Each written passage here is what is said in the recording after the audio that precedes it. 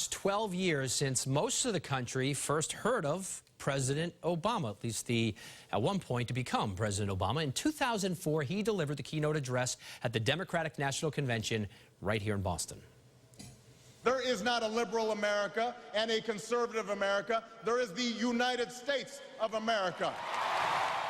That speech set the stage for Obama's historic presidential run just 4 years later. Tonight, he makes the case to elect Hillary Clinton and make history once again. WBZ political analyst Jon Keller is here. And John, this handoff tonight from President Obama to Hillary Clinton, it's going to be an easy handoff, a little awkward. Gee, do you think there might be a little awkwardness there? Yeah, I would say you won't hear the president acknowledge it, David, but I think there's quite a bit of awkwardness there, starting with the emphasis in Bill Clinton's speech last night on Hillary as a change maker. He wasn't talking about nickels, dimes, and quarters. The truth is, there are quite a few policy differences between this president and the woman who wants to succeed him, starting with foreign policy.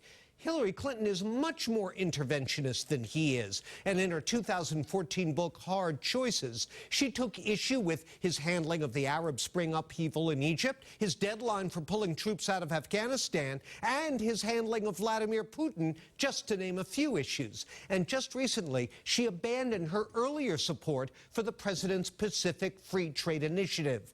Now, I wouldn't be surprised if the president sidesteps all that awkwardness by stressing tonight the contrast between Clinton and Donald Trump, rather than trying to pretend Clinton would somehow represent a third Obama term. But whatever he does, it's crucial to the Clinton campaign that the large majorities of independents and moderates who approve of President Obama right now come away from tonight feeling good about her.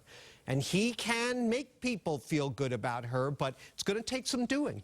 So there is some importance to this speech, despite his approval numbers and how things are going. I think pound for pound, other than her own speech, it may be the most important speech of the week, because if she can't reassemble a significant majority of the Obama coalition that carried him to 2 elections, she's in trouble in November. That's what the polls right now are telling us. And she has to do as well as him in some of those battleground states. Definitely. All right, Jon Keller, thank you so much.